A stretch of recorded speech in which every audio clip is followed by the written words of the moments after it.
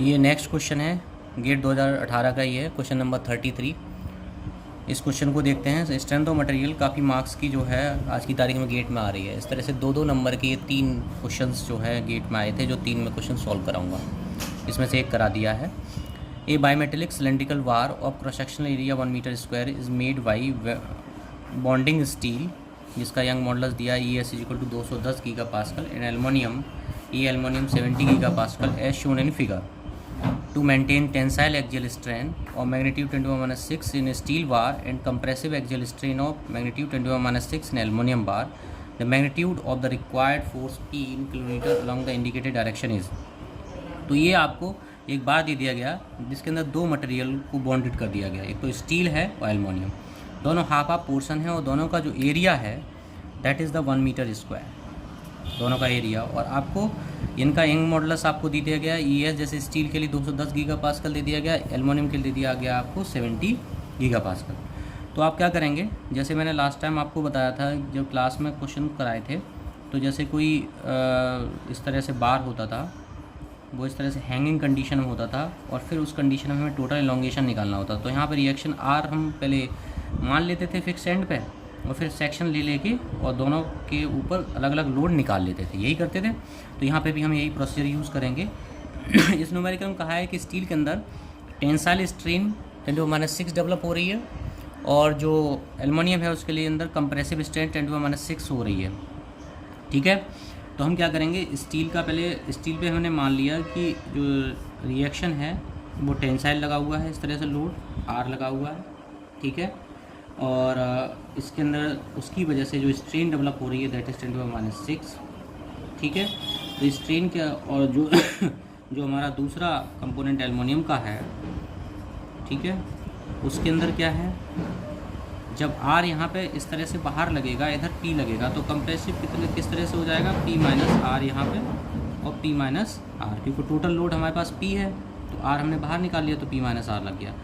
इसकी वजह से जो कंप्रेसिव स्ट्रेस डेवलप होगी 10⁻⁶, हम माइनस नहीं साइन लेंगे क्योंकि ऑलरेडी या तो फोर्स को भी माइनस में लो, इसे माइनस में लो, तो कैंसिल आउट हो जाएंगे।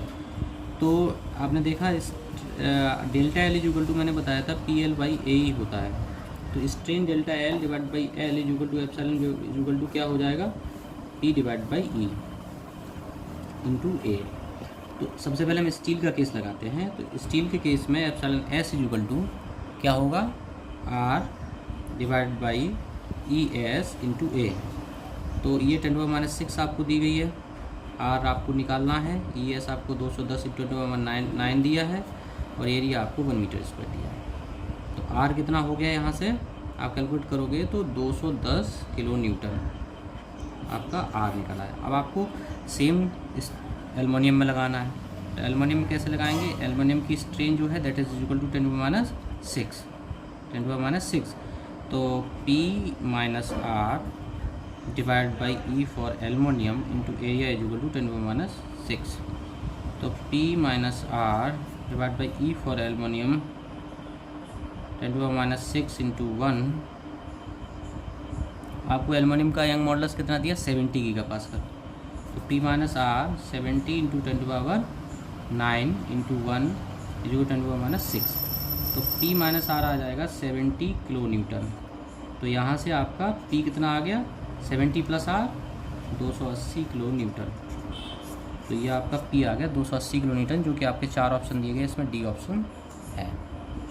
ठीक है, तो इस तरह से इस न्यूमेरिकल को आप कर सकते हैं। इसके बाद नेक्स्ट न्यूमेरिकल देखते हैं, क्वेश्चन नंबर 37।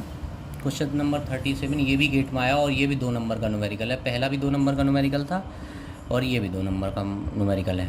ओके, तो देखते हैं। A thin walled cylindrical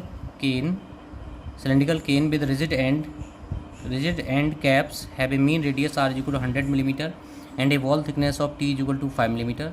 The can is pressurized and additional tensile stress of 50 megapascal is imposed along the axial direction as shown in figure. Assume that the state of stress in the wall is uniform along its length if the magnitude of axial and circumferential component of stress in the can are equal. The pressure inside the can। तो ये आपको एक can they दी गई है जो होती है आपकी टिन की बनी हुई जो कैन है, इसके अंदर ये थिन सिलेंडर की बनी हुई है। इसकी थिकनेस आपको दी गई है, आपको 5 मिलीमीटर दी गई है, और जो डायमीटर है दैट इज़ 200 mm, ये आपको दिया गया है। ठीक है, अब ये कह रहा है कि इसमें एडिशनल प्रेशर जो है बिल्टअप किया गया, जिसकी वजह से एक एडिशनल एक्स्ट्रा स्ट्रेस डेवलप हो गई एक्सियल डायरेक्शन में, जिसकी वैल्यू थी 50 मेगापास्कल। तो ये पूछ रहा है कि वो कितना प्रेशर डेवलप हुआ है इसके अंदर। If the magnitude of axial and circumferential stress are equal, अगर दोनों स्ट्रेस इक्वल हो जाती हैं, एक्सियल स्ट्रेस और सर्कम्फेरेंशियल दोनों स्ट्रेस इक्वल हो जाती हैं, तो इस कैन के अंदर प्रेशर कितना था, ये पूछ रहा है। तो हम इसमें सिंपल कॉन्सेप्ट यूज़ करेंगे, बहुत आसान है। सर्कम्फेरेंशियल स्ट्रेस हमारी जो होती है sigma C is equal to P D by 2t, और लॉन्गिट्यूडिनल स्ट्रेस होती है पी डी बाई 4t। इन दोनों के बीच में डिफरेंस जो होता है, डिफरेंस इन स्ट्रेस, वो कितना हो गया, P D by 2t minus P D by 4t। तो इनके बीच में डिफरेंस हो गया पी डी बाई 4t का। ये डिफरेंस जो है एडिशनल स्ट्रेस की वजह से इक्वल हो गया, और उसी की वजह से ये स्ट्रेस इक्वल हो गई। इसका मतलब है difference in stresses is equal to additional stress developed in axial direction. ठीक है, तो P D by 4t is equal to हो गया 50 मेगापास्कल। तो आप प्रेशर निकाल सकते हैं। तो P is equal to 50 into 4 into T आपको दिया है 5 डिवाइड बाई 200। ठीक है, तो ये कट गया, तो P is equal to 5 megapascal, ये आपका आंसर आ गया। तो ये क्वेश्चन भी काफ़ी अच्छा था। इसके बाद एक क्वेश्चन और एक क्वेश्चन ये है, ये भी गेट 2018 का क्वेश्चन है और सेकंड पेपर में ही आया हुआ है। 31 क्वेश्चन नंबर 31, ये भी 2 मार्क्स का क्वेश्चन है, जिसे बड़ी आसानी से हम सॉल्व कर सकते हैं। A bar of circumferential section is clamped at end P and Q as shown in figure. A torsional moment T is equal to 150 Newton meter is applied at a distance of 100 millimeter from the end P. The torsional reaction TP and TQ in Newton meter at the end P and Q respectively. Options दिए हुए हैं। तो ये हमारा कोई torsional बार है, इसके 2 and हैं, एक P है और एक Q है। दोनों पे क्या है, दोनों एंड फिक्स्ड हैं या क्लैम्प्ड हैं। इनके बीच में एक टॉर्क लगाया गया जो कि P एंड से 100 मिलीमीटर है, अदर एंड से 200 मिलीमीटर है। तो आपको कितना टॉर्क डेवलप हुआ P एंड पे, कितना टॉर्क डेवलप हुआ Q एंड पे, ये फाइंड आउट आपको करना है। तो मैं इसे कैसे फाइंड आउट करूँगा, बड़े इजी तरीके से फाइंड आउट करूँगा। इसके लिए बहुत ज़्यादा कैलकुलेशन की आवश्यकता नहीं है।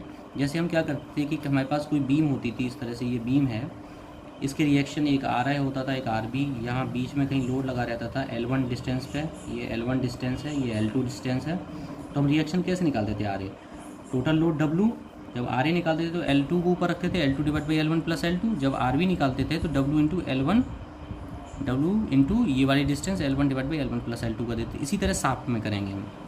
साफ्ट है, उससे L1 डिस्टेंस पे टॉर्क T अप्लाई किया गया, तो टॉर्क T1 क्या हो जाएगा, टोटल टॉर्क T इंटू जब T1 निकालना है तो L2 divide by L1 plus L2। जब आपको T2 निकालना है तो torque T into L1 divide by L1 plus L2। Same concept use करेंगे। तो TP आप कैसे निकालेंगे, TP इज इक्वल टू 150, जब TP निकालना है तो 200 डिवाइड बाई 300 आपका 100 न्यूटन मीटर। TQ निकालना है तो 100 इंटू, जब TQ निकालना है तो 100 इंटू 100 डिवाइड बाई 300 तो 50 न्यूटन मीटर। तो इस तरह से कितना हो गया 100,50, सी ऑप्शन। ये 2 नंबर का क्वेश्चन था। अगर आपको कॉन्सेप्ट पता है तो ईजी तरीके से निकाल लेंगे। और साफ्ट का कॉन्सेप्ट आप इसमें यूज़ करेंगे, जिसमें डिफ्लेक्शन 0 करेंगे, तो it will take the time लगेगा उसमें। Thank you.